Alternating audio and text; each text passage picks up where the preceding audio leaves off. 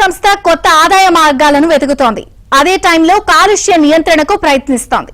ఈ క్రమంలో విభిన్నమైన సౌర విద్యుత్పై సింగరేణి ప్రత్యేక దృష్టి పెట్టింది.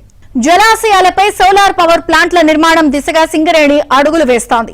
మంచిర్యాల జిల్లాలో water floating solar plant success కావడంతో రాబోయే రోజుల్లో మల్లన్న సాగర్, మానేరు జలాశయాలపైన ప్లాంట్లను నిర్మించేందుకు కసరత్తు చేస్తోంది. అంతేకాదు రాజస్థాన్లోనూ మరో 1000 మెగావాట్ల సోలార్ విద్యుత్ ప్లాంట్ ఏర్పాటు దిశగా అడుగులు వేస్తోంది. ఇప్పటికే థర్మల్ విద్యుత్ ఉత్పత్తితో దూకుడు మీదున్న సింగరేణి సంస్థ సోలార్ విద్యుత్ ఉత్పత్తిలోనూ పట్టు సాధించేందుకు ప్రణాళికలు సిద్ధం చేస్తోంది.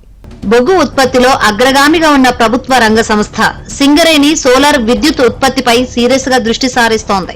ఇంతకాలం బొగ్గు ఆధారిత విద్యుత్ ఉత్పత్తిపై దృష్టి సారించిన యాజమాన్యం కాలుష్య సమస్య దృష్ట్యా సోలార్ విద్యుత్ ఉత్పత్తిని పెంచాలన్న నిర్ణయానికి వచ్చింది.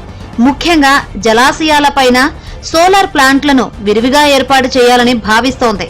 2 ఏళ్ల క్రితం మంచిర్యాల జిల్లా Jaipur Singareni thermal power plant ఆవరణలోని జలాశయంలో నీటిపై తేలియాడే వాటర్ ఫ్లోటింగ్ సోలార్ ప్లాంట్ను ఏర్పాటు చేసింది.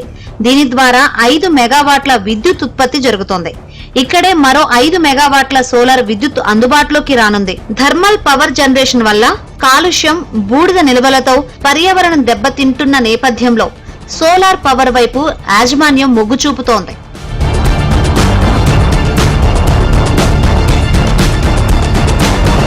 సోలార్ ప్లాంట్ ను మరింతగా విస్తరించేందుకు సింగరేణి అడుగులు వేస్తోంది. ఇప్పటికే సంస్థ 11 సోలార్ విద్యుత్ కేంద్రాలను వేరువేరు ప్రాంతాల్లో ఏర్పాటు చేసింది. వాటి ద్వారా 245 మెగావాట్ల విద్యుత్ ఉత్పత్తి జరుగుతోంది. ఈ క్రమంలో మరో 295 మెగావాట్ల సోలార్ ప్లాంట్ ఏర్పాటుకు ప్రణాళికలు సిద్ధం చేస్తోంది.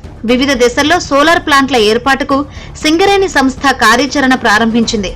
మొదటి 2 దశల్లో 219 మెగావాట్ల సామర్థ్యమున్న 8 ప్లాంట్లను మనుగూరు, కొత్తగూడెం, ఇల్లందు, రామగుండం 3, మందమర్రి ఏరియాల్లో నిర్మించింది.